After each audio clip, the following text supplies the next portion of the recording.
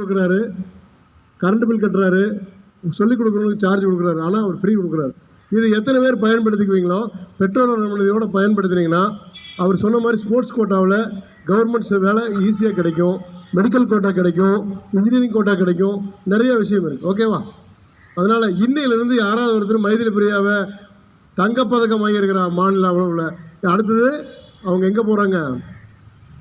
இந்திய அளவில், தமிழில் சொன்னால் இந்திய அளவில், இங்கிலீஷில் நேஷனலுக்கு போகும்போது அறிவுச்சுடர் அறக்கட்டளை சார்பில் 12,000 ரூபாய்க்கு ஒரு ஜெர்சி வாங்கி கொடுக்க சொல்லி கேட்டிருக்காரு. அது வழங்கப்படும் என்பதை இங்கே உங்கள் முன்பாக மிகவும் மகிழ்வோடு தெரிவித்துக் கொள்கிறேன்.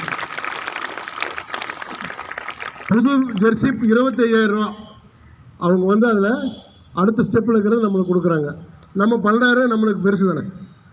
அவளுக்கு தனிப்பட்ட முறையில் பாராட்டுகளும் வாழ்த்துக்களும்.